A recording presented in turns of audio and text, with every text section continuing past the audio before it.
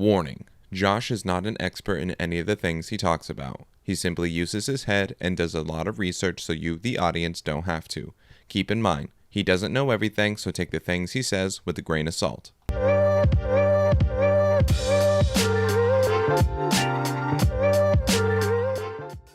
What is going on, everyone? This is Josh Said What, the podcast that'll change the world. I have here with me the one and only Matt Valdez. Hey guys, how you been, dude?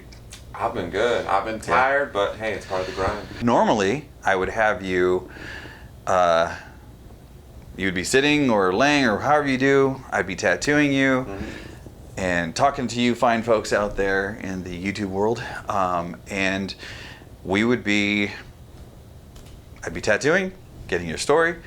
But since this is Beyond the Ink 2.0, and since COVID has, or did wreak havoc on my podcast, I said, fuck, I need to get back out here. Something going. I gotta get this going. So I figured a soft welcome back, having my guests see, introduce somebody without kind of like a soft intro.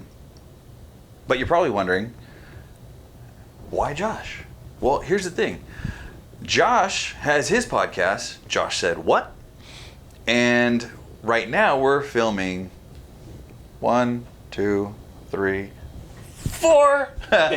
We've got 4 cameras going because we're doing a simultaneous podcast, which I don't know if that's ever been done before, but it perhaps may be a first. May come with some trial and error, but hey, we get it done. Yep. So if I'm looking at like the wrong camera or, the editing, we'll fix the editing. We'll get it to the point where we're like, okay, cool. So you might see like some zooming in, some not zooming in, like on the takes or whatever. But hey, we're new at this. It's welcome back. So, little bit about you.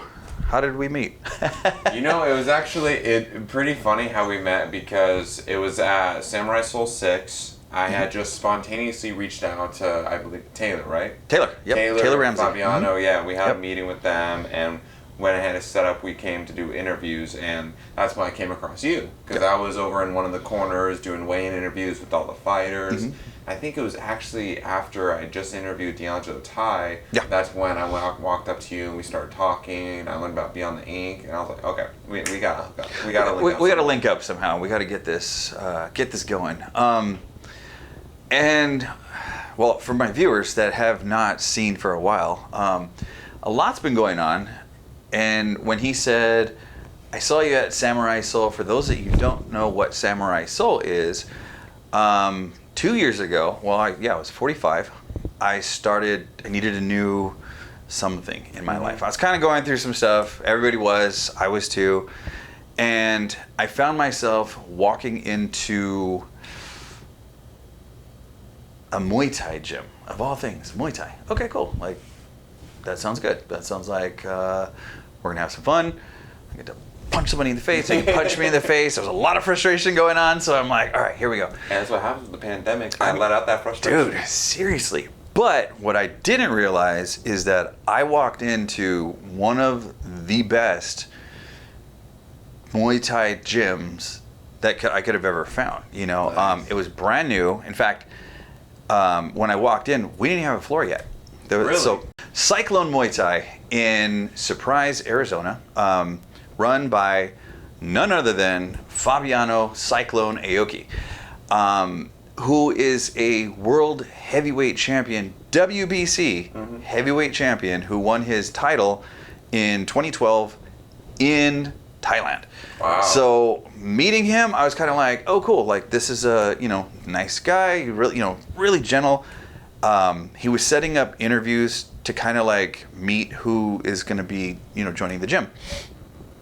And talked to him. It was only supposed to be like a quick, hey, how's it going?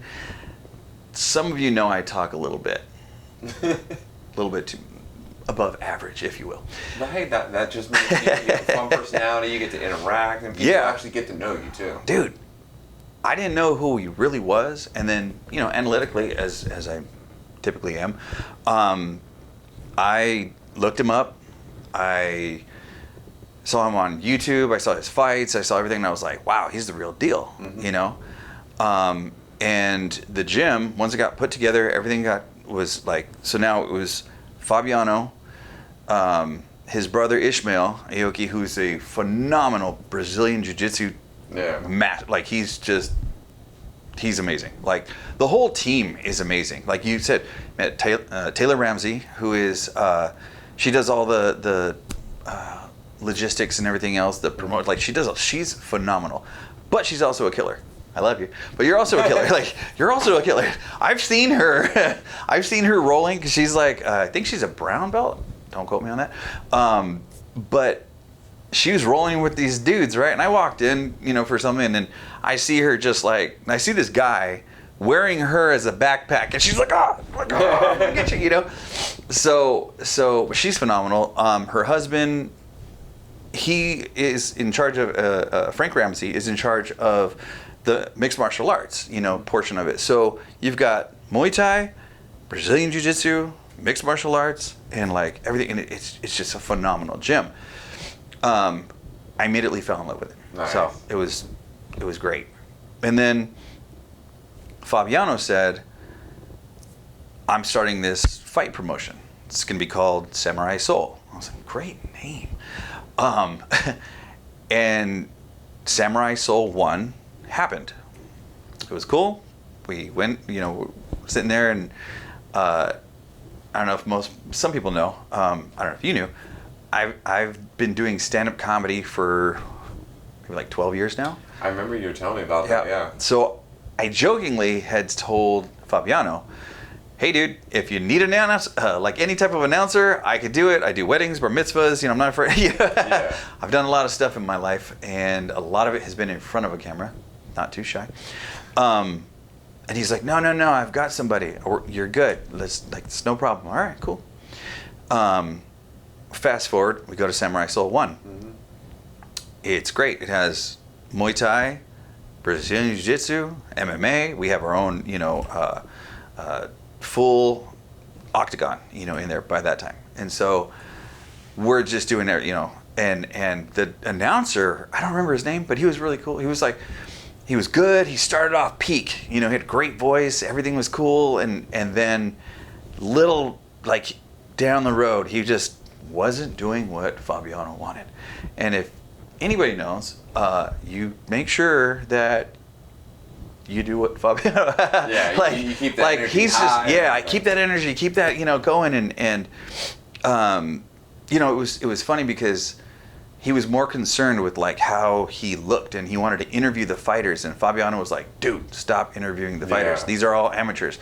I don't want them to be, you know, they don't know what to say.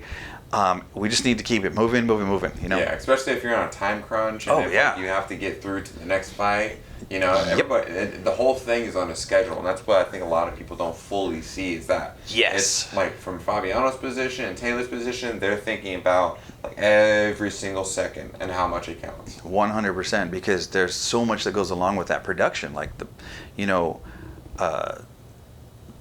budgets for everything. You know, there's equal time for everything. So what was crazy was he did okay, but I could tell towards the end he wasn't doing what Fabiano wanted. So I asked Fabiano after, you know, it was like a week after, I was like, hey, how'd you like the announcer? And he goes, oh, I hated that guy. I mean, no, sorry. But he's like, that guy, no, I don't like him. So he's looking for another one, you know.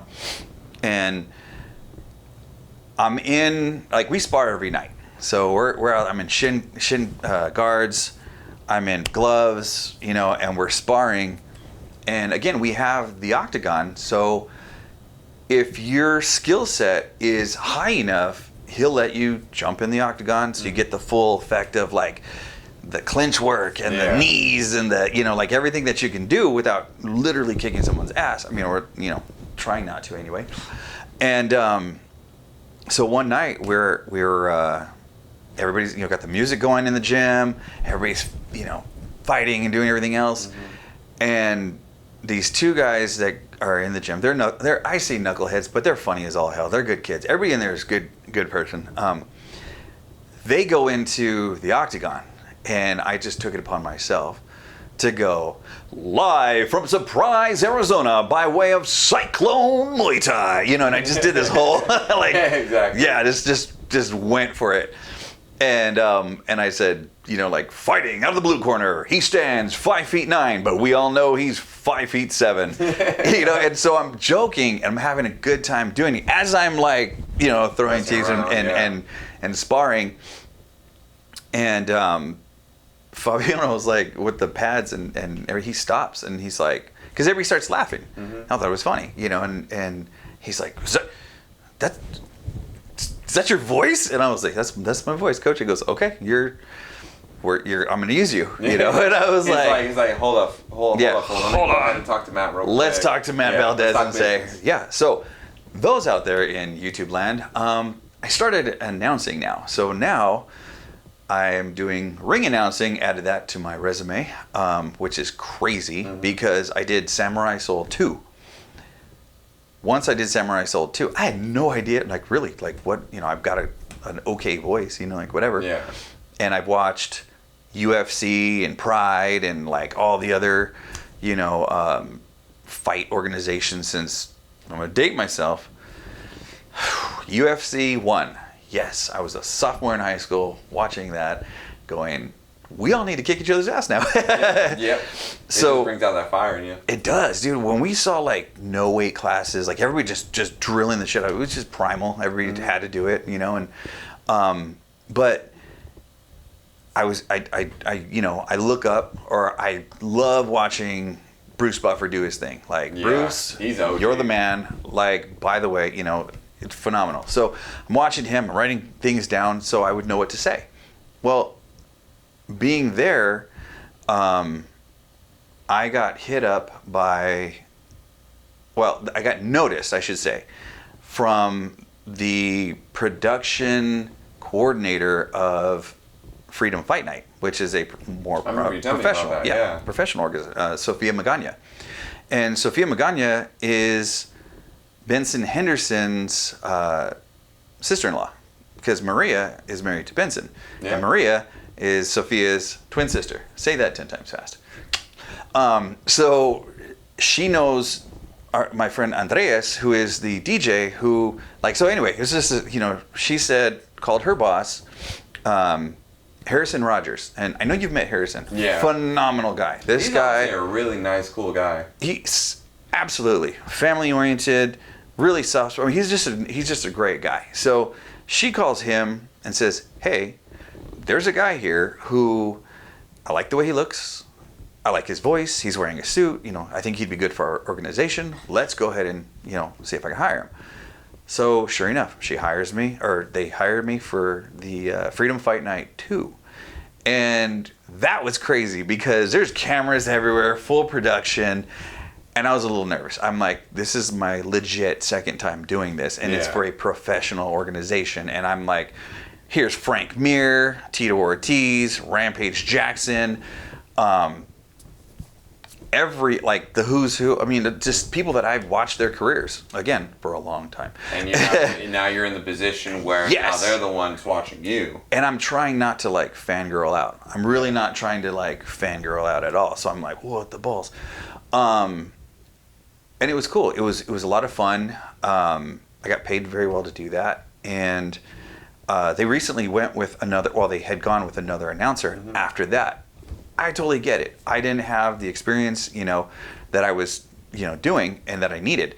I didn't, you know, very humble for doing that. So fast forward, now I've done Samurai Soul 2, 3, 4, 5, 6, and just recently 7. And we met at Samurai Soul 6. So there you have it, folks. That's the story of how we met. Yeah, I wanted to ask Fight game. I wanted to ask you too, like, you know, you didn't have any experience from that section, and then jumping into Samurai Soul 2, and then you did Freedom Fight Night 2. Yeah. How much of a difference do you think there was compared to watching other people do it, and now you're the one that has to have all the preparation, make sure you do everything right? Dude, night and day. Damn. It was insane. I mean, I had cameras like legit right here in front of my face, and and I was like, fighting out of the blue corner, da da da da da, you know. And I wasn't prepared for that. Nobody prepared me for like boom cameras and people on the cage and people doing this, and then, you know, seeing a lot of these fighters that I remember watching them when they were brand new in their careers. Mm-hmm. Like, I met Tito Ortiz and Ryan Bader and like all of them. I met them when they were like young, you know, and like I'm talking early 2000s.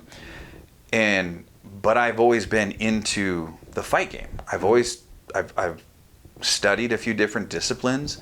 You know, growing up wasn't the greatest. Wasn't the greatest neighborhood. Wasn't the greatest, you know, experience. But you know, you did what you had to do. Yeah, we'll get into that a little bit later, you know, down the road. But yeah, I mean, the whole production side, it really opened my eyes to what it takes for people to do, you know, behind the scenes, from the weigh-ins to everything. And I got hooked. I liked it. It was and I like doing it. I think it's fun. I think, you know, again, working with Fabiano, who is, I can't stress this enough, amazing. Just his drive is so inspiring. Like, his motto is, I don't like to be comfortable. Why? Because I just want to keep going. I want to keep doing better for my life, for my family, for, you know, for everything. And I'm very, you know, again, I'm inspired by that. You know, his work ethic is just, you know, so when he's not matching fights, doing all this stuff, planning for the next one, he's also doing Brazilian Jiu-Jitsu, teaching Muay Thai. And he's a big dude too. Like, well, the first time I met him, it looked like he was a foot taller than me and a foot wider than me. Like, I was like, okay, I should probably take a step back. Yeah, and his, I say, you know, I could take a punch. His punches, his kicks, and everything. I mean, his hands are like just elbows are his shins and his just his feet when he goes bam. You know, if he turns one over on the bag, the 200-pound bag, big old Muay Thai bag, and he turns over that hip to just kick, and it's like you hear that thud. That's brutal. Oh yeah, he's the real deal. And then if you go on YouTube and you look at like his fights, you look at who he's fought, where he's fought. You know, he was the Arizona State representative for the WBC Muay Thai. Yeah, you tell me about that. And then they promoted him to the global ambassador for the WBC Muay Thai amateur and professional. It's like it's crazy. So what we're doing, or what we're doing with Samurai Soul, it's now become one of the biggest and best Muay Thai promotions on the West Coast. Yeah, by far. In 2024, it's going to be, I mark my words, you guys heard it first. You know what I'm talking about. It's going to be phenomenal. You're going to see some, I mean, the fights, you've been there. Yeah, I remember. There were some brutal fights about that last one that I covered too, because there were so many great fighters. Like when D'Angelo Tai fought, I forgot the Tyler Shaw. Yeah, Tyler Shaw's a beast. When they fought, that was incredible. Yeah. Fight. Oh, and then the ending, I mean, it sucked, but, you know, and nobody wants to see somebody injured the way he just broke his Gerardo. When he broke his it was gross. It was a compound fracture. It's pretty gross. I remember when it happened, he fell, rolled his boxing glove, thing popped right out. Dang. And it was funny because people that didn't see it, I'm ringside. I'm like right there. And I was like, oh, fight's over. And everybody's like, what are you talking about? I'm like, he fucking broke his arm. Like, and people are like, like, you know, because, that's a bone. Yeah. It's sticking out, you know? It was crazy, too, because I had just met Gerardo back at when he fought for Ruff. He did MMA. He fought Danny Flores. So I didn't expect to meet Gerardo at that event, and then I got to do an interview with him, and then his kid was there. Mm-hmm. That was also a hard part. Like, that's what a lot of casual fans don't understand fully, is that, you know, it's, with it being a brutal sport, like, You want to involve your kids. You want to like show them like, you know, Yeah. like, this is a source of inspiration. But at the same time, the love-hate relationship. That it was when I was hearing his kid cry, I was like, oh, I felt so bad. Yeah, and he's a great fighter too. I was Absolutely so phenomenal. excited for that fight. That fight was like, oh, I'm so excited for that one. And then, literally, snap, fight's over. You know. So, but that's. I hope too he's still going through a good recovery because Oh, absolutely. I know he had Fabiano. He actually started a GoFundMe Yes. for him to help Yes, he raise did. funds Absolutely. for that because you know with it being amateur with Muay Thai, Yeah. you don't get the full coverage. You don't have as much money to be able to cover bills like that. 100%. And especially when you break your arm, a compound fracture like that. Yeah. That's he had Yeah, what, hit 2 surgeries. Yep. God. Yeah, before I've talked to him. Well, we communicate through, or have communicated through Instagram after all that. So, and it looks like he's doing good. It looks like he's starting his road back. Yeah, once he hurt himself, and you know, again making a good recovery. He's got a strong family, you know, supporting him. The support that, you know, it was cool to see Fabiano start that, you know, GoFundMe. Yeah.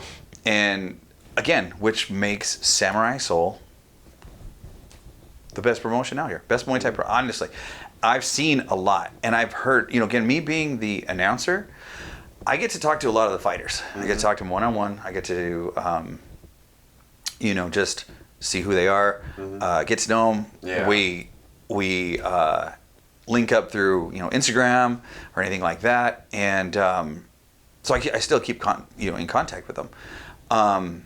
And a lot of the fighters have all given such positive feedback. Like, Samurai Soul is one of the best promotions I've ever been on. I'm like, dude, it's only amateur. Wait till we go pro.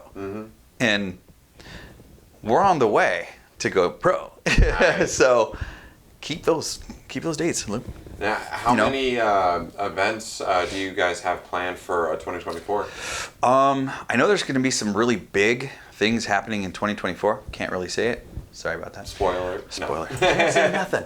But the next fight is in October, and Okay. it's going to be a point, you know, towards your WBC. And again, road to the green belt. That's where we're going. So ultimately, we want to have, you know, it's gonna be there. There's gonna be the actual titles for WBC. You're gonna see the green and gold, and it's gonna be fantastic. And yeah, I can't wait. How did you get in the fight industry? How did you get into? Because you were doing a podcast, or you're doing a podcast called Throwing Hands. Yeah. And by far one of the best names for a podcast, for a fight podcast. I'm gonna catch these hands. You know, so how did you get involved with that? You know, funny enough, so I've had friends since high school that have been fighters, like JJ Nelson, and I actually helped JJ with his pro debut. So I was part of his training. I helped him get his licensing. Nice. And I was managing him before his first fight, and we ended up competing. I think it was rough 46 last year, back in, I think it had been March. Yeah, March of last year. So we go there. That's why I met Rowan Aaron from MMA Stalker, and I was like, hey, I gotta introduce myself. And then just after that, with the first event, I linked up with MMA Stalker, and I was actually interning with them for a year. Nice. Hence the MMA Stalker shirt. Shout out. Shout out. And then it Should have wore a was- Samurai Soul shirt. Yeah, there you go. I forgot. Shit the bed on that one. Hey, don't worry. We got you. We got the shout outs. But no, then it was, I think it was the third event that I covered under MMA Stalker, because I was primarily doing interviews. So weigh-in interviews, if I could, post-fight interviews, and then just helping get B-roll and highlight reel footage. Very cool. And my boy James, he's the CEO, and he owns ASAP Sports Network. Oh, okay. He saw me at one of the weigh-ins, and he ended up hitting me up saying, "Hey, I'd love to work with you. You have really good energy. You know what you're talking about and everything." And I was like, "Hey, let's do it." And then after that, it took a couple of tries because our schedules were so busy. So we had like 2 cancellations on the first 2 shows we were supposed to do. Yeah. But then on the third time around, we're like, "No, we gotta get this done." So, and then since then, gotta do it. Exactly. Yeah. And since then, it's like it's crazy the buildup that we've had. Because like me and James, we've only known each other for like literally this month marks a year since we met. We got to know each other, and we've been working together. Nice. And it's been like we always say, it's like yin and yang. We've interviewed, gosh, I think like over 200 fighters just in the year alone, dude. And it's crazy. It's crazy how fast this industry, the whole fight industry, how fast things move. And I'm not just talking like boom, boom, boom, boom. You know, that's the best part. But I'm talking like the production, you know, and the people that you meet. And the cool thing is, once you open one door and you walk through that and you meet somebody else. And like, again, everybody's got a network. So I meet you, we link up with Instagram or everything else, and then my network, and people are like, oh, who's Josh Sedgwick? Oh, let's check him out on Beyond the Ink. Start off again. My followers are, I hate followers, the people that subscribe and support my channels and Instagram, Facebook, all that good stuff, which I highly, highly, highly respect you all, and I thank you all. I do. That was my wrist. I'm all getting old. It's great, you know, and we can't do things without people that aren't in our corner. Haha, fight joke. But it works out. It works out really good. The people that you meet, you know, again, here I am in a cage, then I'm in another cage. I got out of the cage, but now we have the best ring, you know, out. It's professional rings. You know, you've seen the. Yeah, he bought a brand new back at Samurai Soul 6. That Muay Thai ring is. Like it's badass. It's very nice. I've heard the USMTA judges and officials, they've all said the same thing. Wow, this is an amazing ring. Like, I like walking around, and it's big. Like, when I'm announcing in the ring versus in the cage, you know, in the octagon, it's cool. You got the cage, you got everything, and you can move around. In the ring, you could pretty much run around. Like, it's massive. Yeah, dude. way bigger, and then because you're not as cut off visibility-wise from the cage, you get more of the immersive experience, seeing all the crowd, the cornermen, all that. I want to get more animated. I want to be a little more, you know, like take the gloves off. All pun intended. If you will. I want to do that. I want to become like more of a, I don't want to say showman, but it is a show. It is part of that, you know, and you know, people that have known me and like my background, I'm on your podcast, so may as well talk about our backgrounds, right? I've been a performer. I've been a musician since like 4th grade. And, you know, I play, I think, like 12 different instruments right now. Wow. Not bragging. But my grandfather, who was the biggest influence in my life, you know, grew up in, like, with big bands, like Benny Goodman, Glenn Miller, you know, I don't know if, you know, it's about a 20-some-odd year difference between he and I.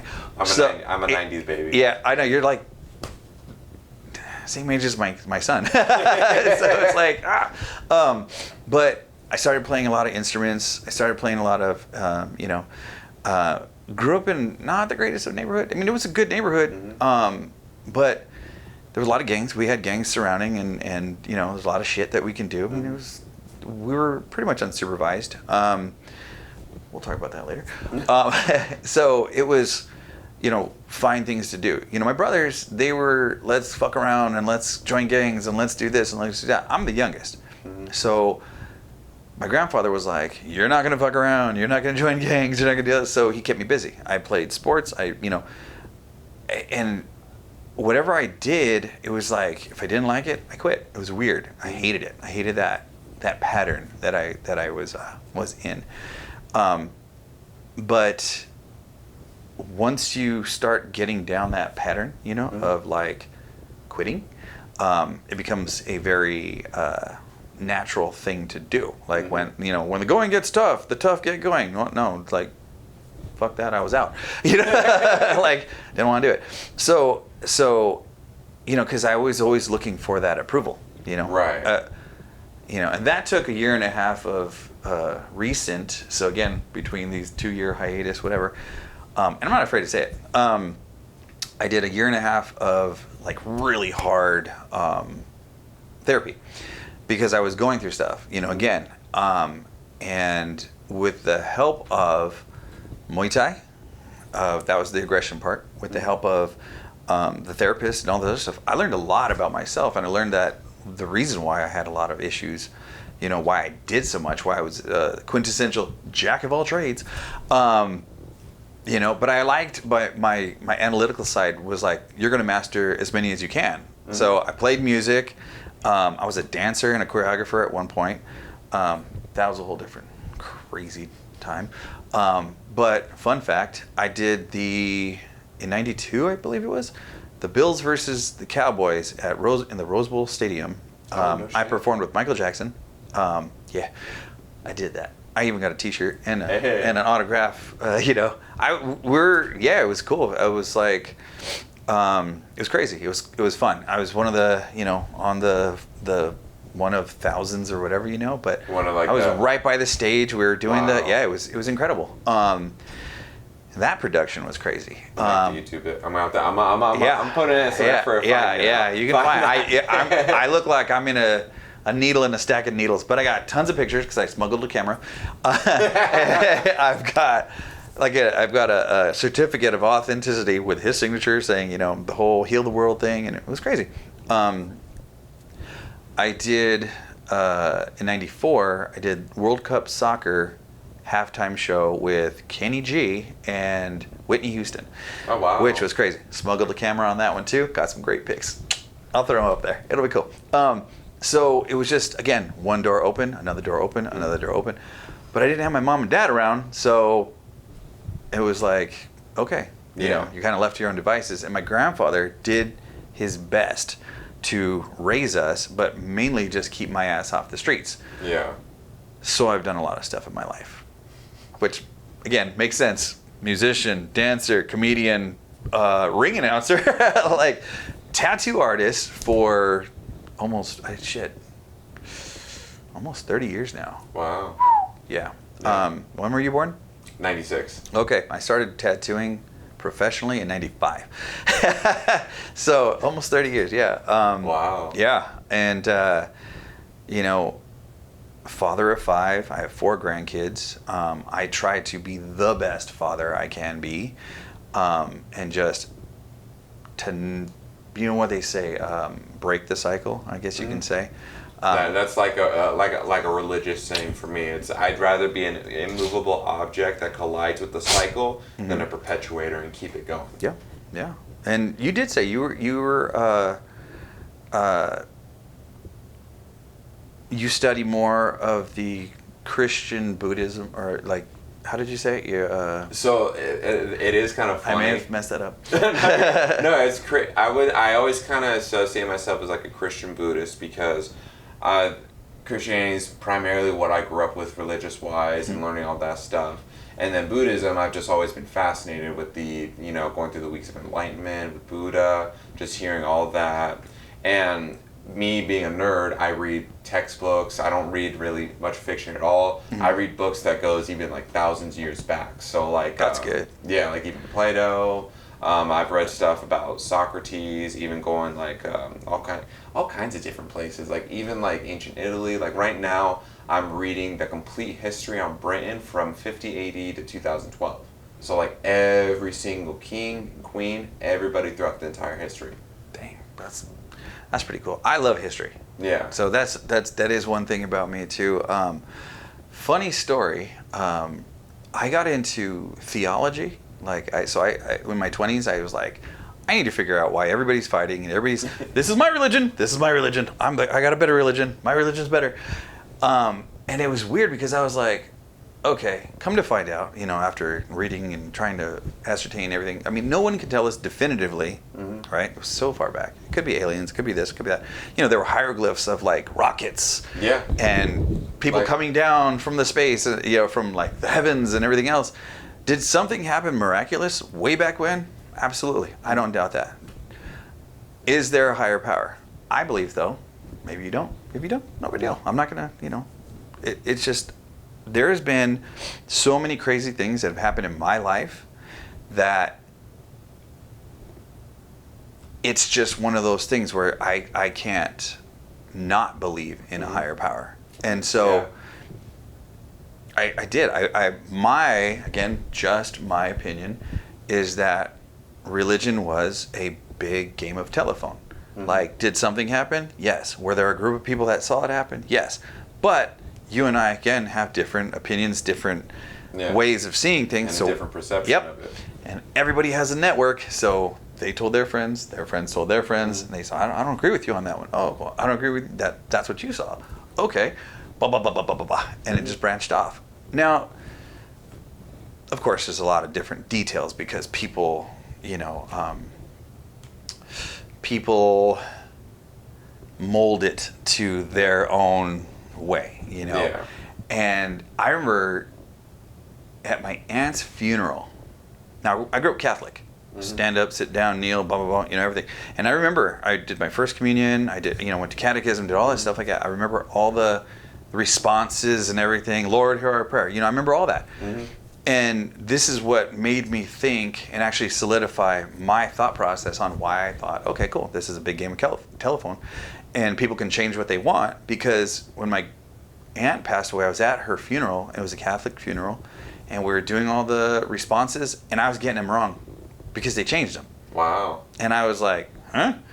And again, solidified why I was like, okay, I was right. Throughout the years, it's it's been changed. So that's the thing that I do find fascinating with it, because like right now I'm reading the King James version of the Bible, but also the book I'm reading on the Complete History of Britain, it also talked about King James and how he purposely altered some of the language in the Bible to fit part of what he was wanting to do.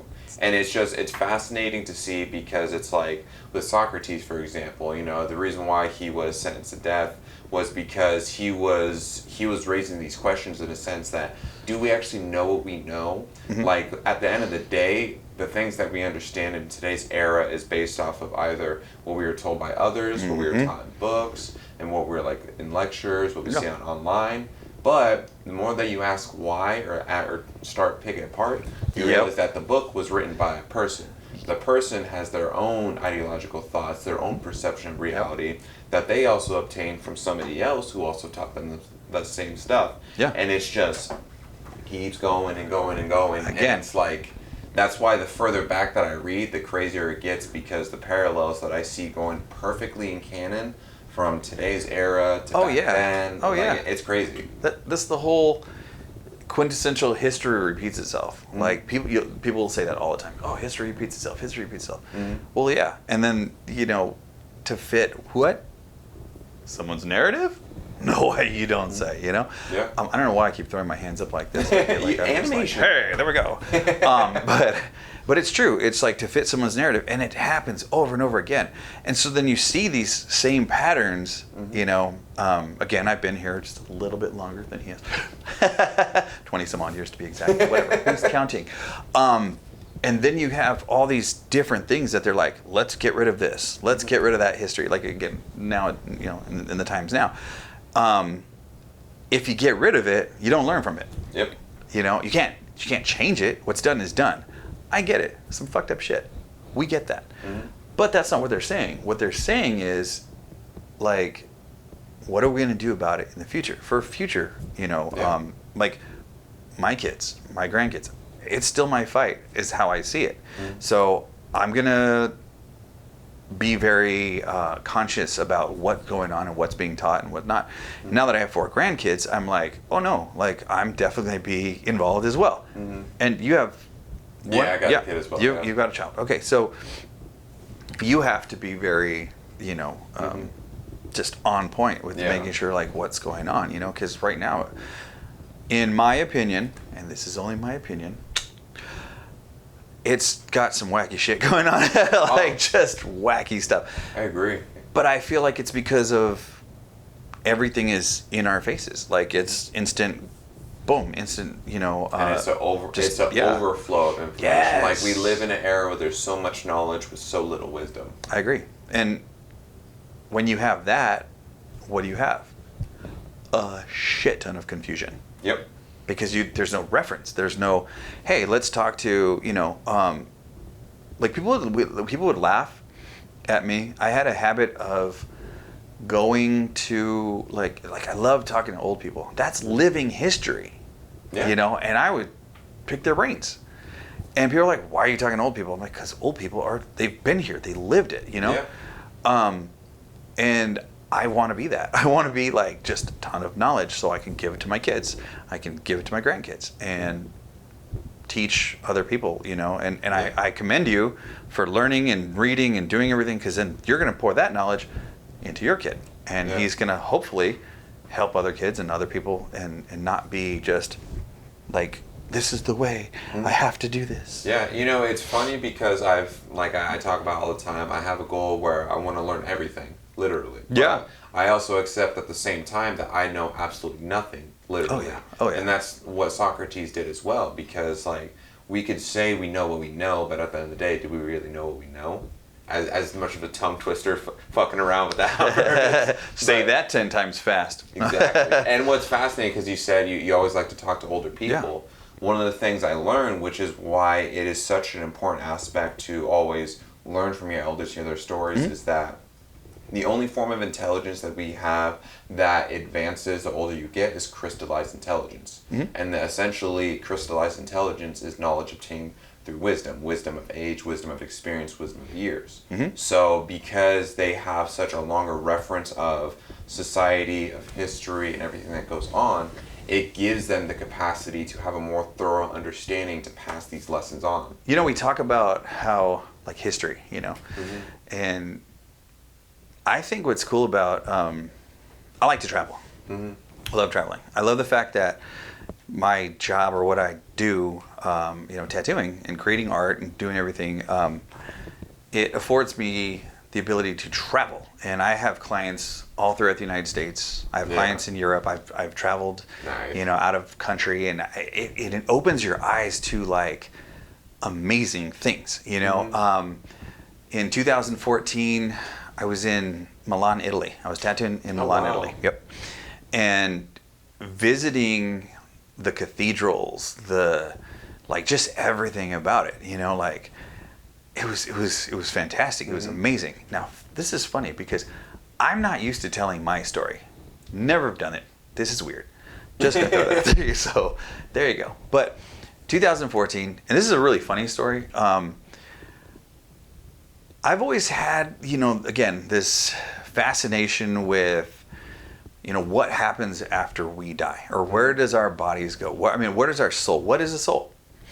What do we do? And scientific research shows, protons, neutrons, electrons, we're big balls of energy, right? So, if all these lights were out and I was sitting right next to you, or standing behind you or whatever, you would know that I was there because of that energy transfer, which is heat. You feel. You're like, okay, cool.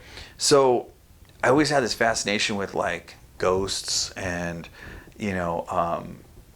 all the different folklore, about like vampires and werewolves and like, how did all this come about? Like, there's did something happen way back when? Sure, maybe, I don't know.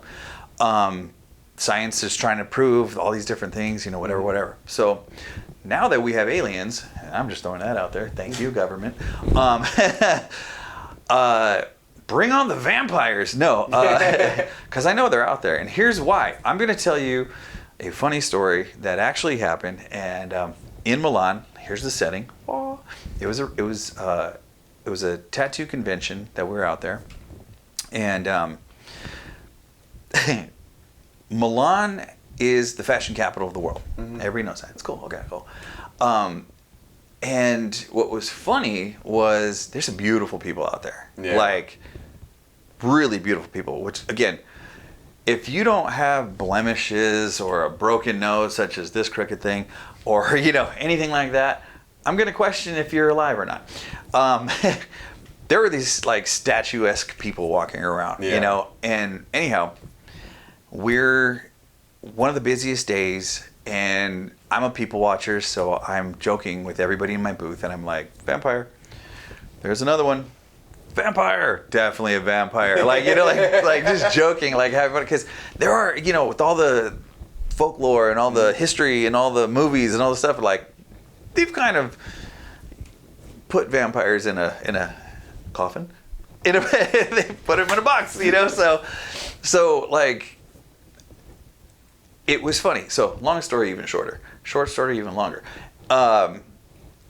There's about 27 to 30,000 people in this huge, I mean, it was insane. It was almost nerve-wracking. Like, you're like, oh my God, there's so many people here. Wow. Like, what the balls? So there's 2 lines of just people, and there's tons and tons of artists, and they're tattooing, and everybody's talking, there's music, there's everything going on. So much noise, and just, there's no way you could hear anybody, like, talking if we're talking just normally, you know? Mm-hmm.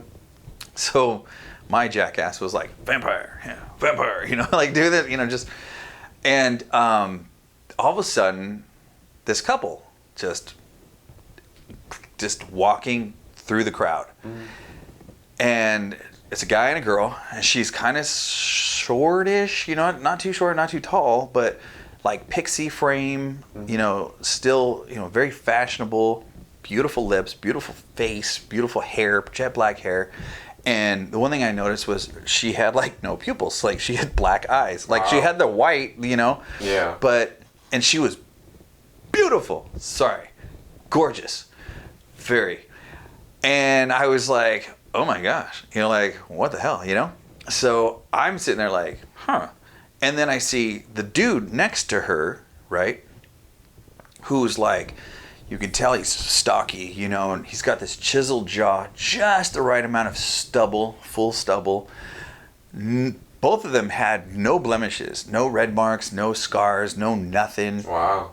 And his eyes were kind of black. And mind you, this is in a very well-lit area. And I'm thinking, why are their eyes black? That was one. I'm in a very detail-oriented job. Yeah. I see everything. Hair, nails, teeth, everything, right? So I see this couple, and it was funny because my wife goes, why are you checking her out? And I said, her, them. That's a gorgeous couple. That dude is, yeah, I'm pretty sure, he's a good-looking dude. And so the thing that caught my eye, which I had to tell somebody, you know, so the thing that caught my eyes, there's this whole sea of people, right? Table, people getting tattooed, sea of people. And they're walking, and nobody's bumping into them. It's Really? almost as if nobody can see them. Wow. And they're walking together, but they're like on an escalator. Just kind of like just gliding, like, you know, but just smooth. And they look bored. Mm-hmm. You know, like they're just observing. They're just here, you know, and they're just very, you know, and he's in like this puffy jacket, scarf, little beanie cap on the back. And I'm like, bitch, you know, like, you look good. Like I hate you, you know? So I don't know if I was checking him out or checking her, or both of them, whatever. Anyway, so they're far from me. I'm on like a corner booth. Mm-hmm. They're far enough to where I see them, and I'm like, vampires, definitely, those two, 100%, without a doubt, vampires. And I was told from my wife, shut the fuck up. I'm like, sorry, I can't. And she's like, stop staring. And I'm like, I cannot. So I'm like, I'm watching, and I'm watching, and I'm watching, and I'm watching. And all of a sudden, the girl goes, and she, and I'm like staring, looking, and I go, vampires for sure. And the girl looks over at me, makes dead eye contact, and looks at me and goes, like a little curl smile, like a, turns to the dude and goes, like, you see her lips moving, but again, it was a weird communication thing, you know, like, whatever. And I look at him, he looks at me, dead set, boom, looks me right in the eyes, and he goes, like that. And I'm like, what? True fucking story. Gives me the chills every time I tell it. And I'm like, what is going on, you know? So next thing I know, they're walking closer and closer, and she looks at me again, and like, look, I'm looking, and I'm an asshole. I'm not an asshole, but I'm like, she's trying to stare me down, and I'm like, you can stare me all you want. I'm gonna stare you right back, and I'm following her. I see you. You know, and I'm like, and she's walking by, and I'm walking, and I'm just like this. Mm-hmm. And she's staring, and I'm staring, and it's intense, dude. I'm like, whoa, like, wow. She's like staring at my soul, and it was really crazy. And so I'm like, what the balls? And as they're turning, you know, and the guy is just like bored. He's just walking, you know. And as they're turning, she looks at me one more time and goes, huh. And I'm like, oh, you are the one, like, bitch, I knew it, I fucking knew it. So I'm like, I was right. So I don't care what anybody says, because after that, which was really crazy, went to the cathedrals and went to the, you know, all the other stuff. And I've got tons of pictures. Again, I got pictures of everything. We go to the cathedral and look at, like, you know, and I start asking the bishops and the people that, you know, like the priests and whatever. Mm-hmm. And I said, so what is the folklore? What is it? What is everything about vampires? And they're like, oh, like, we don't talk about that. Ooh. And I was like, ooh, why? you know, like, funny enough, with it's crazy. You saying that, yeah, it's so I read a book once called The Secret History of the World mm-hmm. by Mark Booth, and he basically, his introduction was explaining that he went through all of these secret societies and ancient societies just to understand their philosophy, their religion, mm-hmm. and just what their knowledge of history was. And he explained that, like, we used to live in a time way back when where our minds were completely conscious and open. So, like, mm-hmm. every thought, every emotion, we felt everything, and including, like, the spiritual world, all that stuff. Yeah. We were exposed to all of it. And, like, also mermaids, a very good example. So if you actually look at mermaids and you go down the hole, mermaids are connected to sirens in mm-hmm. Greek mythology. Yep. But even going before that, if you look at the Bible, for example, the mermaids, the sirens, according to theology, they were actually the first wives of the fallen angels that mm-hmm. fell from heaven. Yep. And because of the sin they committed, they were banished by God to the bottom of the ocean, mm-hmm. in which then, therefore, they would use singing, stuff like that, in order to lure out fishermen, stuff like that, yep. take them. Yep. So it's crazy, like what I was saying with Socrates, do we actually know what we know? So I said, like, definitively, like, 100%, without a doubt, do we know? Mm-hmm. No, we don't. Because, again, never know. The world may never know. That's right. I mean, but it's weird because I believe, you know, again, I believe what I saw. I mean, there's no fucking way that lady, there's no way, none, that she heard me, and let alone to look at me and then smile. And like acknowledge, so to acknowledge, and then to bird whisper to the dude, and he's like, yeah, and then he looks at me too, and he's like, ha ha ha, you know, like, to acknowledge, mm-hmm. and so I'm like, But the funnier thing was, like, I kind of like, I'm gonna go check him out, and I couldn't find him at all. Wow. Yeah, and it really wasn't like they were hard to not find, because dude's in a big orange puffy jacket, mm-hmm. and, you know, like, they're stylish and they look the same, and so when I turned the corner and I'm looking for them, they couldn't have gone far, you know. Yeah. The escalator only took them, like, you know, 2 miles an hour or whatever, or a mile an hour or whatever, but it was just crazy to me, and the fact that even happened, mm-hmm. and I'm like, okay, what did I just see? Yeah. You know, so then in retrospect, I'm like, I can't find him anywhere. Mm-hmm. The Joker in me was like, they're watching me from the rafters. They're like, you can't see me. You know, like, they're hanging up there. I didn't even look up. I was like, oh, there they are. You're like, I won't give that chance. Yeah. I was like, bite me, take me. You'll love me, I swear. They didn't want Mexican food. I don't know. Maybe that was that. So let's get into some nitty gritty shitty. How'd you grow up, man? You're what? You're 26? Yeah. 26. Okay. So, where are you from originally? All over. So I would funny. We're gonna let along great with this one. This is gonna be a good segment. I can never really say that I'm from one place, because, like, I've lived in Utah, Cali, cool. Nevada, Arizona, Florida, like, literally all over the place. I always just moved around a lot, and I don't know. It was very interesting because, like, as you were saying, you didn't have the best opportunities to grow up. that was with me too. Yeah. You know, it's me being the youngest of 6. I'm the one that they're like most protective of. But you know, like how life is, you know, there's only so much that we could avoid in regards to like things that we go through.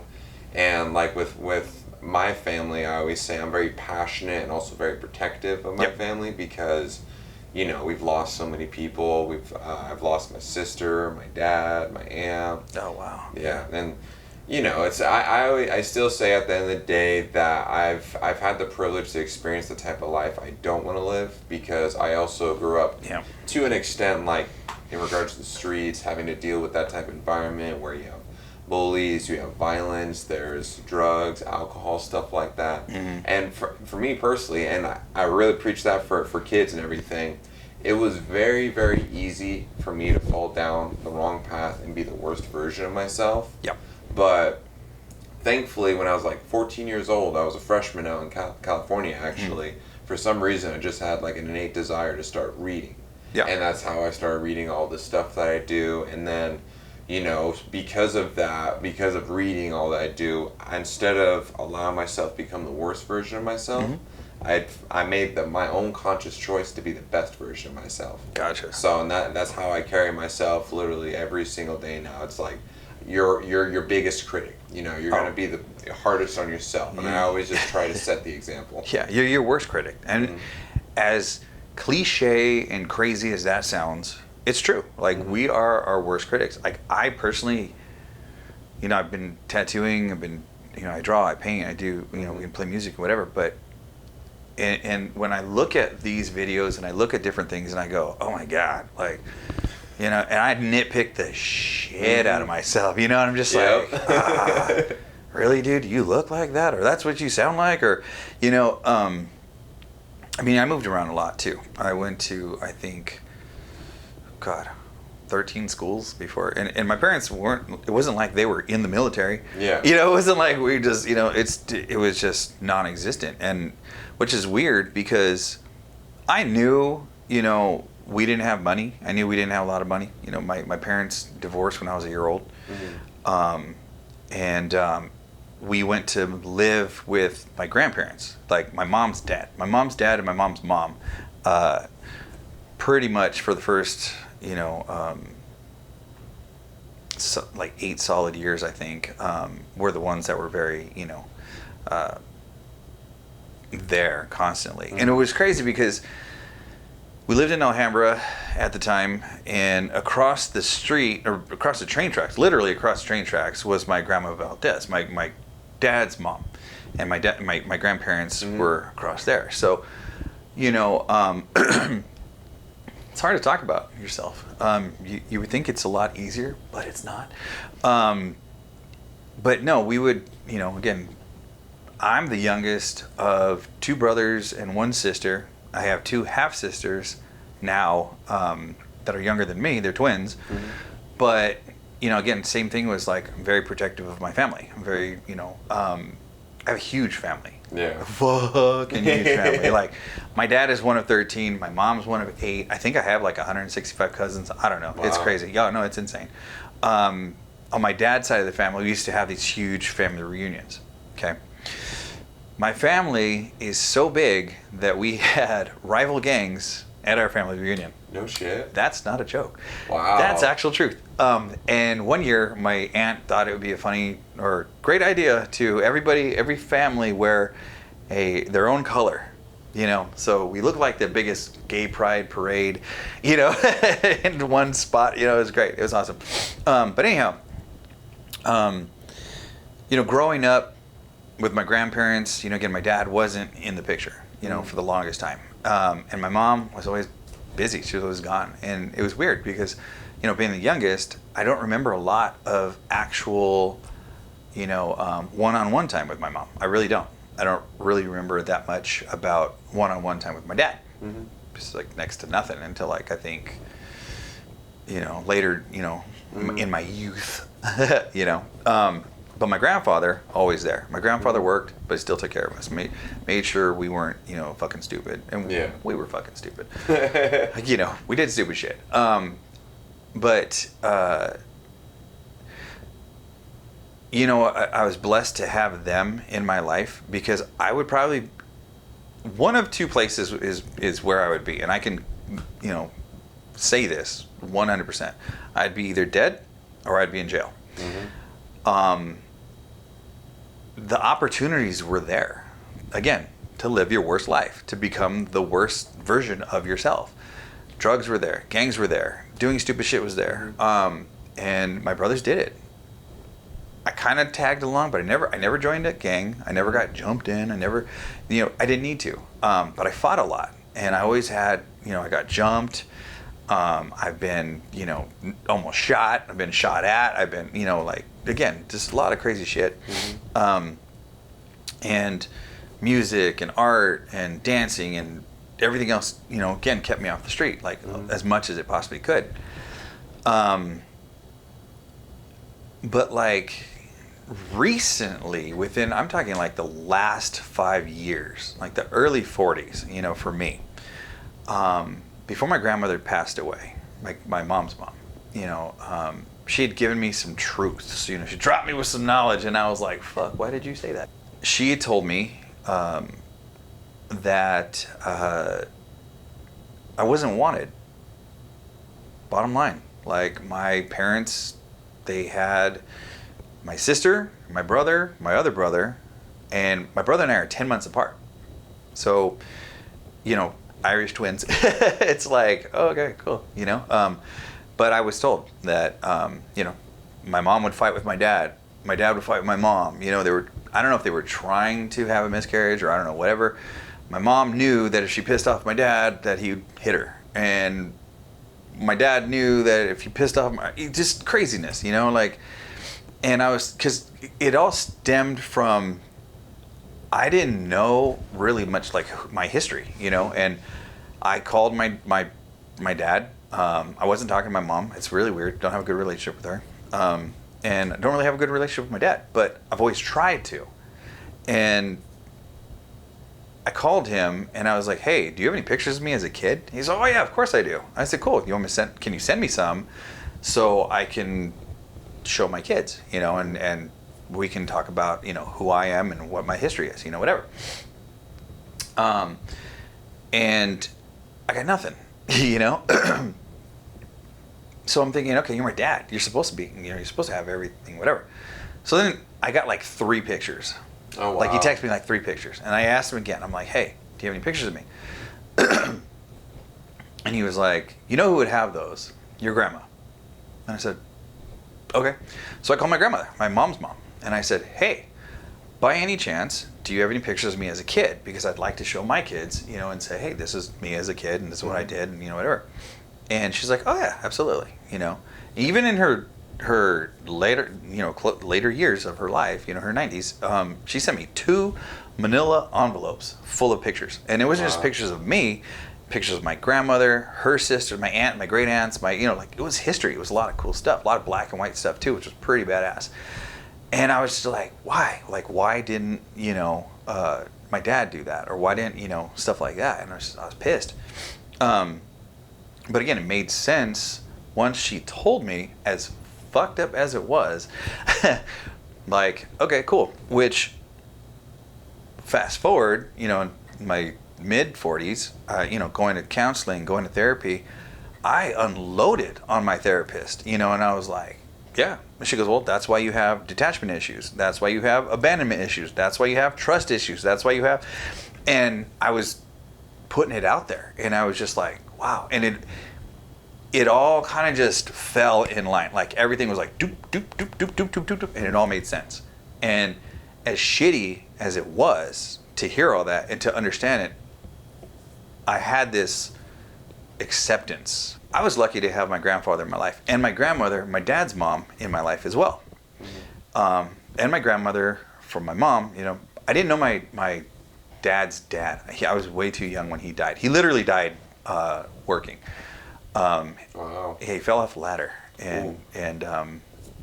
but which is crazy because, again, we talk about, you know, the spirituality part and everything. I've had dreams of him. I've seen him. You know, like, oh, hey, I know who you are. But I've never, like, truly, you know, met him, hung out with. I was young. I was a kid. You know, I was little kid, you know. But my grandfather, my mom's dad, we had a great relationship. And I want to be like that for my grandkids. You know, I want to have, you know, I've got 3 granddaughters, 1 grandson, and my grandson is like, you know, that's my dude. It's like, I make sure, you know, like, yeah, I mean,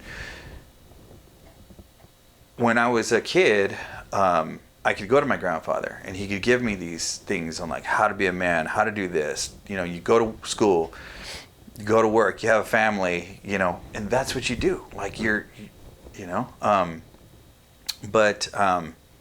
I got a different version of him. I'm sure my mom got a different version of him. I'm sure, you know, people like that. And I get that. And again, it goes back to our theology talking, you know, different versions to fit different narratives to fit. But the version I got, I was blessed to have. I'm glad I had it. Wouldn't trade it for the world. We had a very, very tight relationship, you know, and he died in my arms when I was 18. Yeah.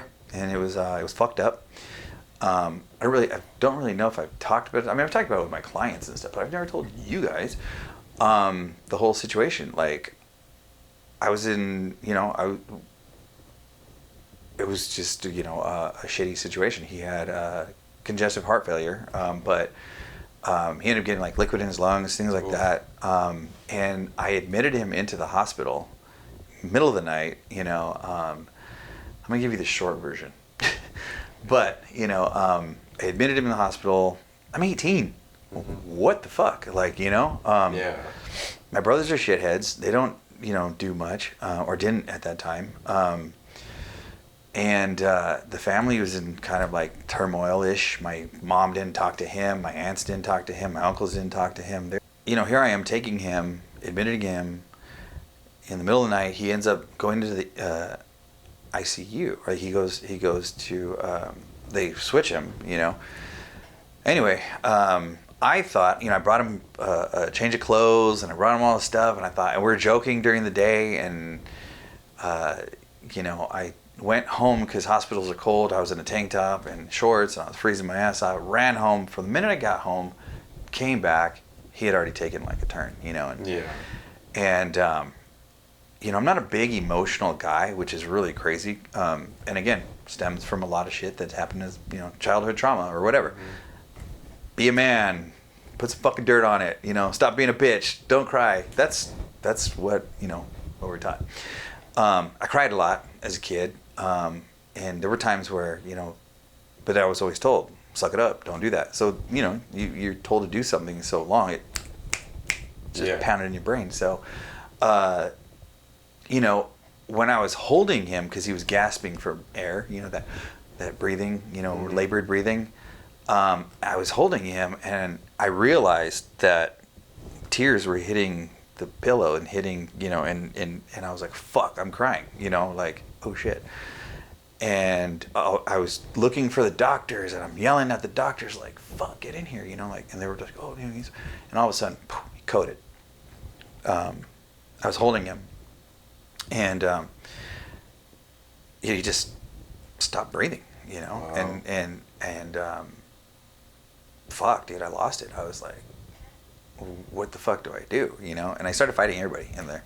You know, all the alarms were going off, and all the stuff's going down, and I'm just like, what is going on? And my world is just like spinning, and it's loud, and they're like, you need to get out of here. And I'm like, you need to shut the fuck up, you know, like, yeah, you saved my grandfather, you know, like, do your fucking job. And I was yelling at people, and I was being told and forcefully removed out of the room.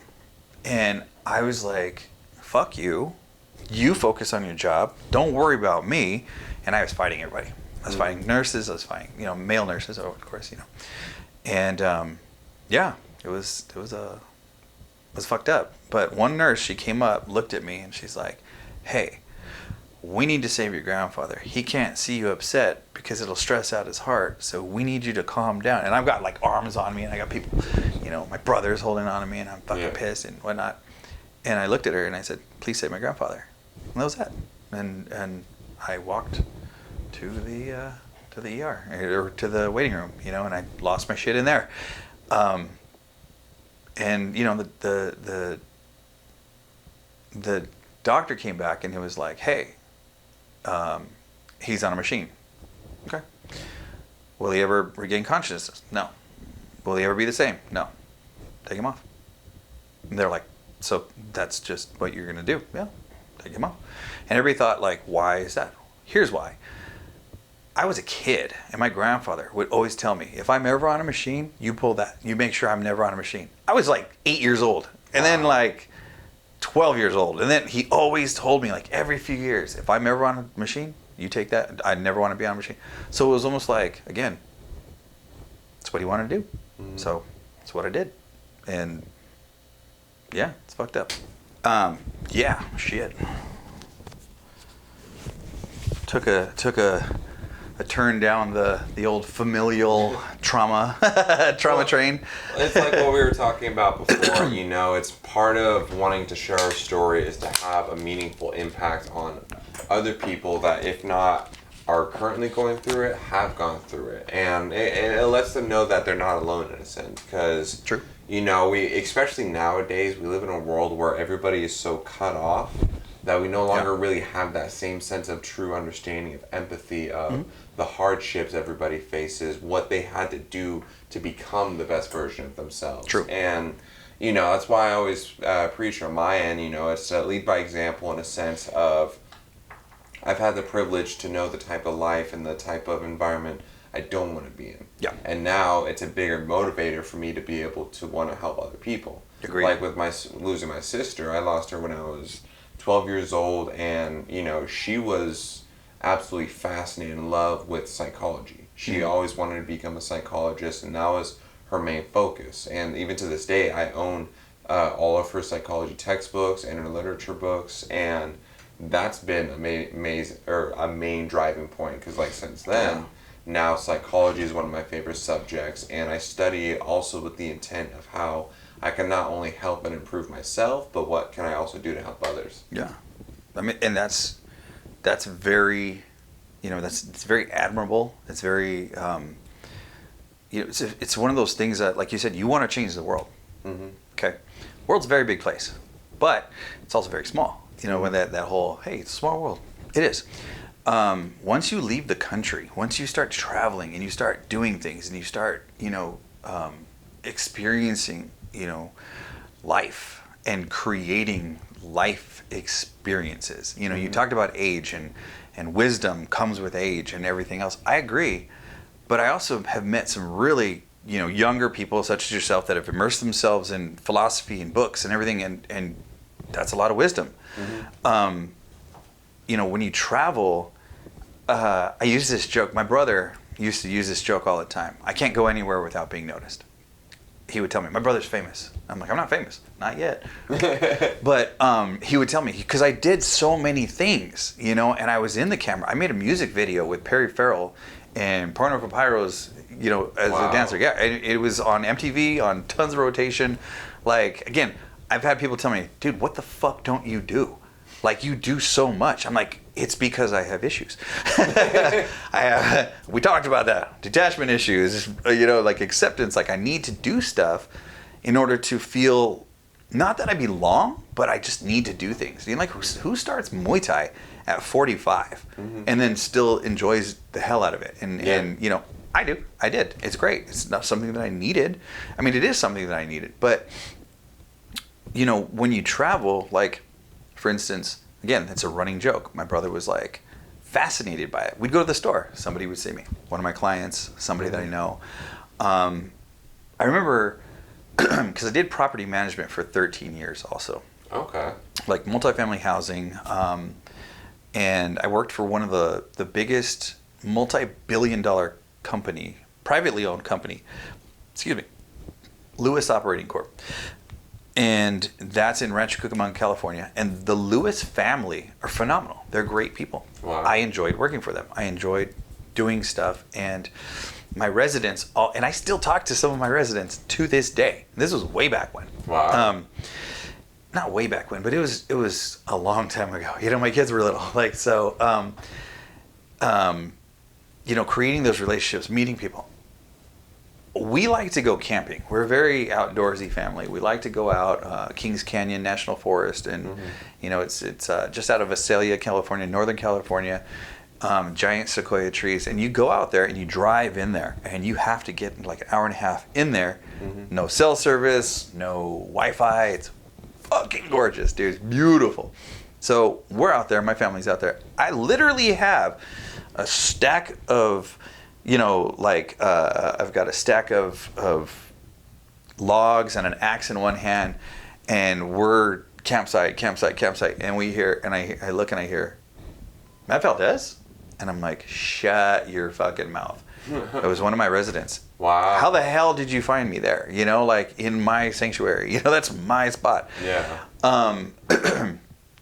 And then what was really funny was my cleaning crew's here. The cleaning crew here. Okay. So you might hear a vacuum or two. I don't know. Maybe we'll take a break.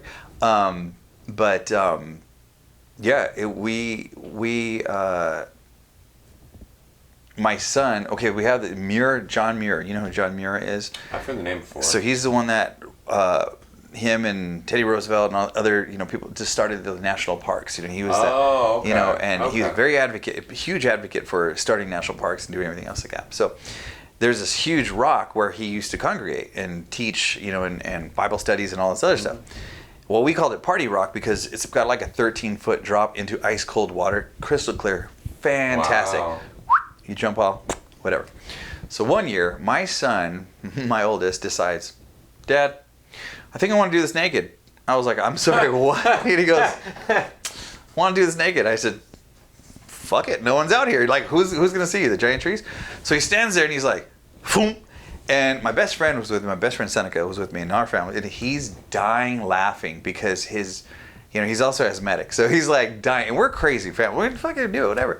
So my son, butt naked, jumps off the rock, whoop, into the water, right? And this random guy comes out of nowhere and goes, "Hey, bro, I'm gonna do it too!" Whoop, jumps and fucking whoop, and now we got two people jumping butt naked. So we're like, "What the fuck is going on?" Right? We're all dying laughing. It's really, really, really funny. Anyhow. Fast forward, I'm in LA. Mind you, Northern California, Southern California. There's a big difference, like 12 hours, you know, not 12 hours, like, you know, 6 hours, whatever. Yeah. But I'm at a party in East LA with my best friend and his niece and sisters and everything.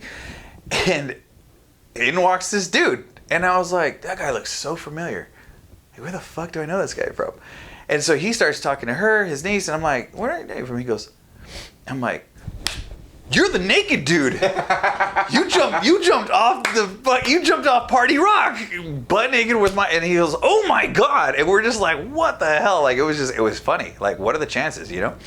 So again, small world. Like you will bump into people. Like I jumped on a plane. I was heading to New York, and this girl, a woman, you know, she's staring at me, and I'm, you know, I have to sit in a certain front row in front of the wings because I have too many hits to the brain. I have this little equilibrium problem where I didn't know that until after I was traveling. So anyway, I'm sitting in the front where I normally sit, and this lady's just staring at me. Aha, cue the vacuum. So this lady's staring at me, and she's just like, just looking, and I finally looked at her, and she goes, "You look familiar." And anybody that knows me knows what's coming next. You watch porn. That's what I tell everybody. Whenever you say, that's what I tell them. So she goes, huh? And then she's like, no, that's not it. And I was like, okay. And we're laughing. We're gonna use it. So this lady's just can't stop, telling me. She's like, you look familiar. And I was like, you watch porn. She's like, no. And I said, okay. And she's like, I know you. I've seen you. And I said, well, okay. Mind you, I'm living in Arizona at this time. Mm-hmm. And she said, you were at the Ice House in Pasadena. You're a comedian. And I went, what the balls? Like, half of me was like, what? I just got noticed. And the other part of me was like, what? I have a stalker? No. So it was crazy. But I said, yes, you're right. And she goes, "You're funny. You did that joke about," and she starts telling me about jokes that I've done, like my bit and my, you know, and I'm like, do I have a stalker? Like, I may have a stalker. That's awesome. You know? But I'm just like, okay. But no, she, you know, and I'm like, that's pretty crazy. What a small world. I performed in Pasadena, California all the time. I performed up and down, you know, all the comedy clubs in California. I've performed out here in Arizona. I performed in Dallas, Texas. I performed in New York. I've performed all over the place, you know. But to have somebody actually see you, I had no idea who this person was. Hell, how the hell did she's in Phoenix Sky Harbor? I'm in Phoenix Sky Harbor. Like, just everything lines up, and it's such a weird situation. So I don't believe in coincidences anymore. I do believe in that, you know, energy transfer and all this other souls and whatnot. Everything happens for a reason. I mean, that is one of the most obvious statements ever made. but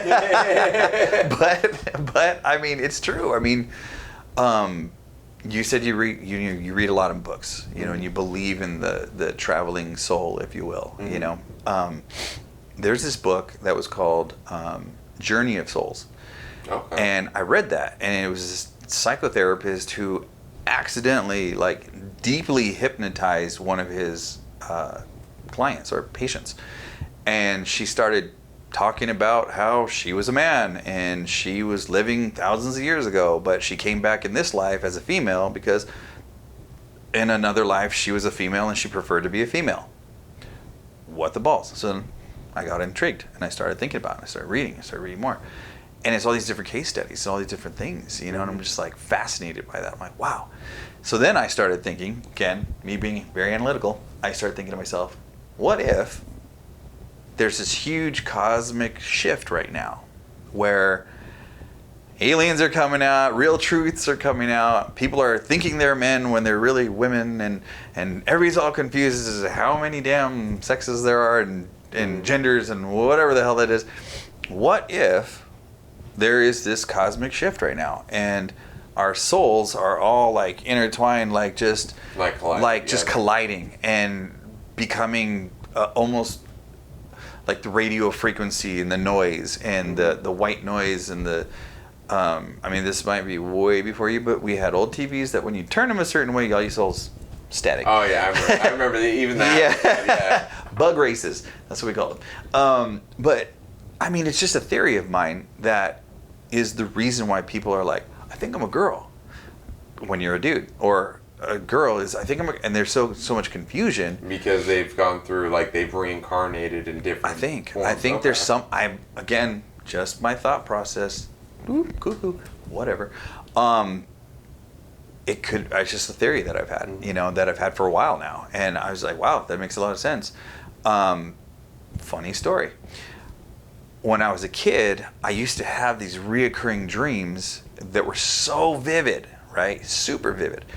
That I was in Vietnam and I was, you know, a young private in the army or, you know, in the military, and we were in the jungle and I was, we took on some fire and all of a sudden, boom, I get shot in the head. Very, very, very, very specific. Like, boom, shot in the head. And I watched myself die. It was crazy. It was this weird out of body thing, you know? Yeah. That's why I always think of it like being Christian Buddhist, because, I mean, even studying ancient Christianity, ancient religion, a lot of it believed in reincarnation. Oh, yeah. And so, like, part of the whole process of evolving and to overcome all those things is that each life that you live is to gain an additional perspective. Like, I agree. Neil deGrasse Tyson, he actually talked about, like, a concept that we're all the same soul, but we're living all the infinite different lives in order to acquire all the infinite perspectives. Yeah, there's got to be more, obviously. You know, again, our little brains and, you know, whatever, like you said, you want to learn everything, you want to do everything. So much, okay, and this is just, again, a little tangent, whatever, but when I was a kid and I would have those dreams, and, you know, every kid played war. We all played G.I. Joe. We were all out there just pop, pop, pop, you know, with their BB guns and doing all this crazy stuff. I won't tell you about the BB gun incident, but maybe I will, because it's funny. we're playing, and it was weird because my uncle Jim was in Vietnam, and he came back fucked up. He's, I really do feel for our military and, for PTSD and everything else that wasn't understood way back when. It was called shell shock. Yeah, shell shock, and you just, you saw things and whatnot. I saw atrocities. I saw some bad stuff. But my aunt, who I absolutely love to death, my Aunt Rhonda, was with my Uncle Jim. And I loved her so much. Her being was just angelic. She was such a sweetheart. Everything was great. One of my favorite. She was killed by a drunk driver. Oof. And it sent my uncle spinning. And he was already fucked up. So he got even more fucked up. And one day we're out there in his like trailer compound type thing that he had. He lived very secluded in Murrieta, California. I had to go to, we went over there. My mom was like, hey, you guys are staying with Uncle Jim. I'm like, what the fuck, and why? Why would you do that? And one night I was sleeping and I woke up in the middle of the night and I went to go to the bathroom and he was sleeping on the floor of the trailer that, we were in, and he just grabs a hold of my ankle. Goes, where are you going? And I said, to the bathroom. I would have screamed. And he's like, you're not supposed to be out, or how do you say it? You're not supposed to be past the wire by yourself, or you're not supposed. He's like, and then he starts saying like, he was having a flashback, and I was like, oh, okay. He goes, make sure somebody's with you, and I was like, well, I don't think I have to go to the bathroom anymore. Whatever's left is gonna stay till the morning. I'm like, what the fuck? Like, wow. And so he was tripping. So the reason why I think it was crazy was because I remember playing war, and I was describing foliage. I was describing the landscape of the reoccurring dream that I've had, and being out there with the company or the platoon or whoever I was with, and I was saying things that were very specific, and he knew it, and he lost his shit. Wow. There was a helicopter going off. I was like, everybody off the Huey, and I was saying things that I thought, I was a kid. What the fuck? How would I know this? And it turned out to be language or lingo that was only used in that setting. He grabbed me. I'll never forget. He grabbed me by the fucking collar, and he was like, are you going through my shit? What are you doing? How do you know this? Who are you talking to? And I was like, oh my God, like nobody. I'm playing fucking G.I. Joe. How would I know this, right? Wow. And he did. He lost his shit, and he was pissed, and he was mad at me. He went through his stuff, and I'm like, okay, I can't be here anymore. And I did. I was like, fuck this. I'm never going to my Uncle Jim's house. I was a kid, like, nope, traumatized. Nope, not going to do it. But now as an adult, in retrospect, I start thinking of these things and these stories. I'm like, what happened with this? Like, this is just,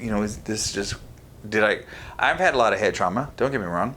I've had a TBI, and I had my head cracked open, and that's why I wear these cool hats, because I have a pointy head and a big fucking scar. But it's weird. Did something unlock? Did something? I don't know. I'm not there yet. I'm not as enlightened as I should be, but.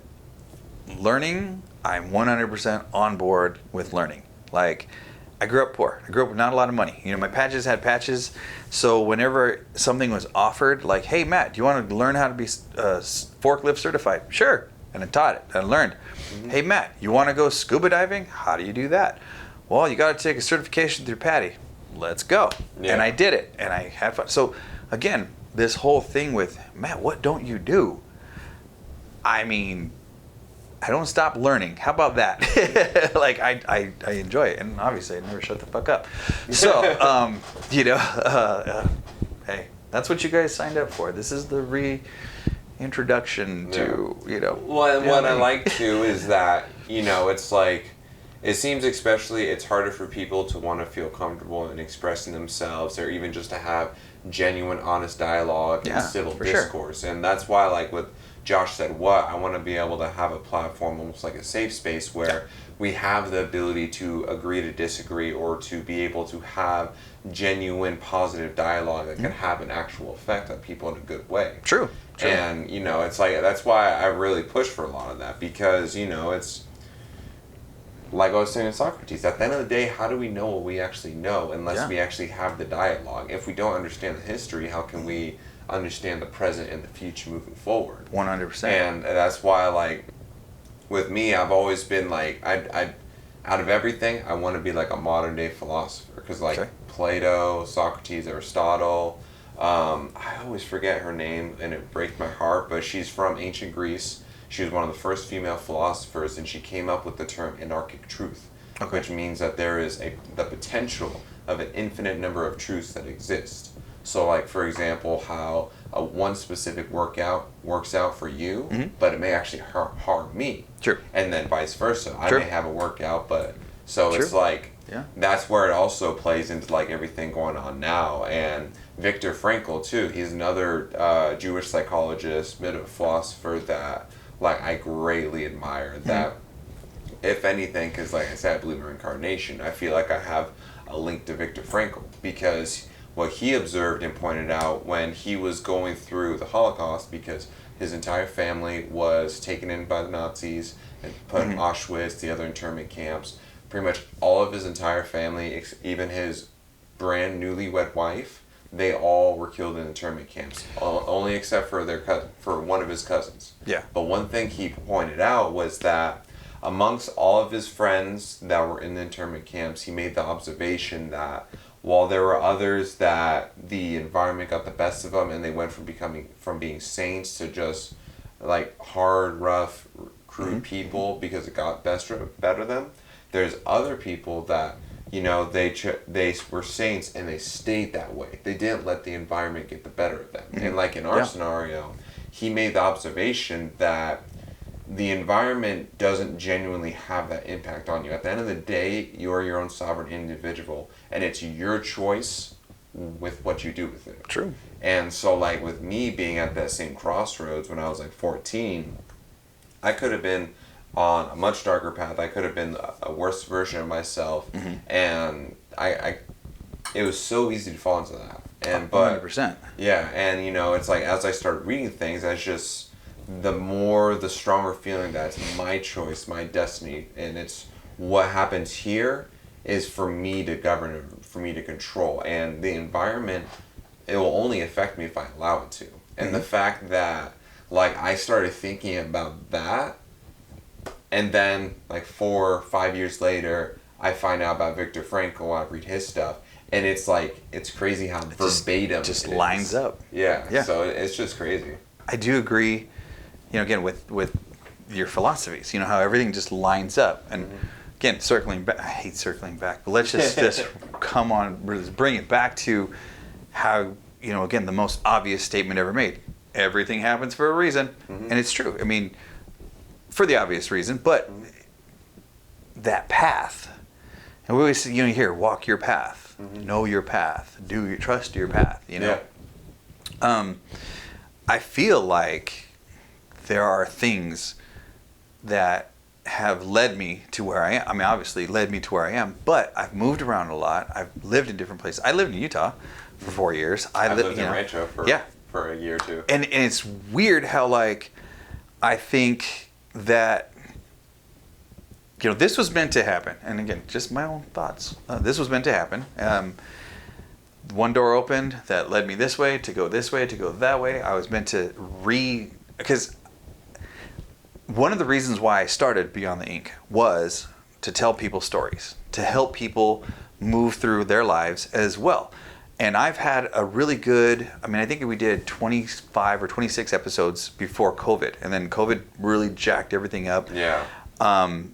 But I was on we were doing really, really well. My partner, Austin, and I, and COVID really fucked up a lot of things, to where he stopped, you know, and Austin's a really good dude, but he had to pull away from Beyond the Ink. Yeah. But, so losing him as the editor and partner, I stopped Beyond the Ink for like 2 years. This is, again, the resurgence, if you will. I'm coming back here. I feel like the need to tell more stories because my clients in Texas would tell their stories and it would affect my clients out here in Arizona. And then my clients in Arizona telling their stories affected my clients in New York. And then my clients in New York were like, oh God. And my clients in California were like, oh my gosh, like it really just resonates with me, that client in Texas. I'm like, cool. So it really helped me to say, I'm on the right path. This needs to happen again. Then I meet you and it's like, cool. We were on the same kind of wavelength as far as like trying to help the world, trying to change the world in however significance it is. I met Ethan, who is also he does videography and photography for Samurai Soul, and Freedom Fight Night. He was there as well. So like again, it's this circle of people that I'm bumping into. So he's going to help me with my editing. You've offered to help me with the editing. Like, this is great. This is something that, again, all the signs were there. Everything was there. Everything. Matt, get off your ass and start Beyond the Ink again. And so I was like, okay, doing it. And here we are. Yeah. That's why I say the same thing. Everything happens for a reason. Like what I said with psychology, I never really understood why fully I started studying psychology, philosophy. It's just like for some reason like something clicked and I had to do it. But now as like it progresses and for up until I was about like 19, 20, I had no clue whatsoever what I wanted to do with my life. Like you were saying, it fell into the pattern of quitting in a sense that I bounced from one thing to the next and I just couldn't find the actual ambition of what I wanted. Yeah. And then it was actually the Joe Rogan podcast. That's what like finally clicked with like what I wanted to do. I wanted to have a podcast. I want to get into combat sports. I want to commentate. Yeah. And it was just crazy because now it's like every single episode that I do or like every single person I encounter, it's almost freaky scary how much of the stuff that I study and read literally connects directly to all of it. Yeah. The ability to have all this dialogue is crazy. Yeah. And I think it's because once you allow yourself to reach another level, like that level of learning, that level of being, and I hate to say this, I won't say it, woke. It's not going to be that. But when you're enlightened, yeah. That's a very good way of saying it. You're opening yourself up to vulnerability, like I wouldn't have told that story about my grandfather. I wouldn't, and there's a lot more to it, and I wouldn't have told a lot of the stuff that we talked about. Again, my first time telling my story to you folks, it's a little bit different. It's there's a lot more, there's a lot more layers to myself, but a lot of that I keep still guarded, I build walls. I do. I have trust issues. I have things like that. But, again, you referred to Joe Rogan's podcast. Like, Joe Rogan was somebody that I watched since, like, he was doing Fear Factor, and then he started becoming a commentator in UFC. He had a little bit of hair. It's okay, don't punch me in the face. No. But, I started following that, and now as being an adult, everything that I started and then quit. Like I played Pop Warner football, didn't like it. I was a short fat kid, wasn't my thing. Played baseball, I was good, didn't like it. Okay, stopped doing that. There were things that I would consider, when people say, "Oh, you were quitting." Well, I didn't have a support system. I didn't have people pushing me, telling me, "Hey, you can do it. You can be successful. You can, graduate high school with honors. You can," I was always talked down to. Be this, you must be that. I was like, no. The ratio from guys to girls, like 1,000 to 1. You ever been in one of those competitions? Wall-to-wall girls. I was very heterosexual, and I was like, deal. And I'll never forget. It's really funny. It's funny story about dancing. I did it off a dare. I did it off of like, hey, do you want to be a dancer? Sure, why not? Because I had a big crush on one of the dancer officers. She was the captain. Whew, gorgeous. Won't name names.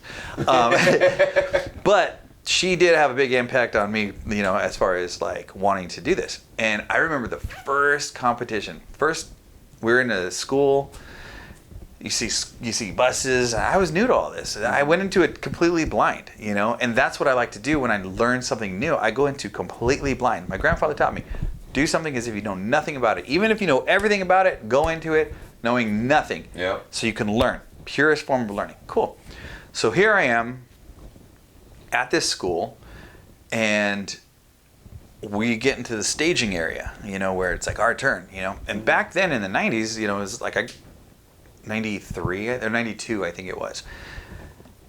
There weren't co-ed, you know, it wasn't a thing yet. It was starting to be, but it wasn't a co-ed thing, you know.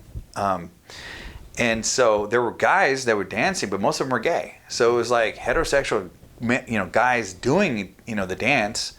It wasn't a thing. So, but it was a thing for me because I was like, damn, there's girls everywhere. That's awesome. I'm not the ugliest guy, but I know I could get, you know, yeah. It's like fish in a barrel. Anyway, I remember walking out there. True story. I walked out there, and the bleachers on one side, wall-to-wall girls. Girls on the side of the bleachers. The bleachers that we were walking away from, wall-to-wall girls. All of a sudden, I looked over and I was like, fuck this. I'm not doing this. I nutted up. I was like, not going to do this. You know, I'm like, nope. And my whole, my ability to want to quit was like so strong. Like just don't do it. You don't have to do it, you know? And I almost didn't do it. But my dance teacher, Miss Julian, phenomenal, Miss J, I love you. She said, okay, we're going to have a conversation. I said, sure. And she was always very, very, very, very upfront. You know, very brutally honest. Teachers couldn't talk like that now. Anyway, and she said, you can go out there and be a pussy and mess up, and you'll never get a date for the rest of your high school career. And that'll be fine. Or you can go out there and, without saying fuck the front row, you know, like have a good time, do a great job, be successful, and you'll never have to worry about a date for your high school career because you'll do good. Everybody wants to be there. Cool. I'll pick door number 2. And I went out there, and the sound, the amount of women, girls just screaming, because there were guys. Yeah. They were screaming so much, and we couldn't hear the music. I know music, thank God, because I could hear doom doom doom doom doom, you know, and the beat. And we had a basic roll. We lifted, we turned, the girls walked away, did their thing, and then boom, we walked forward, did our little thrust, and that was it. That was the whole, you know, gist of what we did. I went out and I lifted my partner and I swung around, brought her down. I was like, oh yeah, walk forward, and I was like, bam, bam, and fuck the front row. It was like, ding, ding, ding, ding, ding, you know, and I just this huge hip thrust, and I was like, yeah, and it was so loud, it was so crazy, and I walked off, and I was like, I'm gonna shit my pants. That was insane. Why would I do it? But then after that, that was my first lesson in women, that you are way worse than men when it comes to cat calls and everything else like that. But then I got addicted to the adrenaline, that feeling. It was great. And I ended up doing it for, you know, years after. And it was way better than playing football, way better than playing baseball, way better than, you know, doing stuff like that. It was just, it was an adrenaline high that I loved. And I was going to do it until I didn't have to do it anymore. And it was awesome. So, yeah, I do understand when you say learn without knowledge. You know what I'm saying? Like, go into something without that preconceived notion that you know exactly what it is. Well, you may not know exactly what it is. Tabula rasa. There you go. So, Yeah, man, this has been great. This has been a really good episode to start it off again. It's been a long one. I mean, if you guys are still with us, I thank you. I mean, obviously our editing is going to take place. I lost that camera over there, so I guess it's probably telling me it's time to shut the fuck up. Josh, dude, thank you. No, honestly, thank you, man, for doing this, for helping me get back out here. If there's anything obviously I can do to help you, let's break down some doors, man. Let's get the fight world involved and do all this other good stuff. And but like I said, if you guys are still there with us, hit that subscribe button, share it, talk to everybody about it, tell everybody, you know, hey, this is good. We like this. And if you have a good story you want to be on Beyond the Ink, put a comment down below. If you want a good tattoo that you want me to do, and we'll talk about it, and I'll stab you, we'll be good. I feel like we need another episode, because maybe down the line we'll do another episode of, like, you know, more tapping into this. But it's been great. It's very cathartic. Telling your own story is one of those things that you don't really do, but I had a good time doing it. So I thank you again. Keep an eye out for us, Beyond the Ink, back. And I'm going to try to get these episodes out. You'll see more new people. I might even bring back some old clients as more of a, like, a where are they now? So stay tuned. Follow me on Instagram at artist Matt Valdez with 1 T and 2 E's. And, you know, we'll have the links below. I'll put it everywhere it needs to be. That sentence sounded really dirty. Damn comedians. But I thank you for watching. Until next time, folks, be safe, be good to one another, and yeah, follow us again for Beyond the Ink. Follow us everywhere on social media. Follow this gentleman right here. Josh said what? And let's change the world, guys. Let's do it. Once again, ladies and gentlemen, this is Josh Said What, the podcast that'll change the world. As I always say, if you feel you have the capacity for greatness to make a great change in this world, as well as to help people, then do it. And then we gotta give a shout out to my boy here, Matt Valdez. You know, it's honestly, I love this dialogue. I love the ability to share stories, and I think it's absolutely phenomenal. And you know, it takes one spark of a flame to set the fire. Yes. But it takes multiple people to make that change happen. And the more people that think alike that, the more of an impact we'll see. I agree. Thank you for having me on your show. Yeah. It was great, man. It's very cathartic, very, you know, good to tell my story. Like, again, not the whole story. So I think we should do this again. Probably will do it again, I think. But in, like, a different forum. Like, we'll talk about fighting. We'll just bam, you know, have a lot of good stuff going on. So yeah, if you ever need anything from me, you let me know. Yeah, absolutely. Yeah, you guys smash that subscribe button, that like button, share that. This man is going to change the world. I guarantee it. Hell yeah, let's go. See you next time. Peace.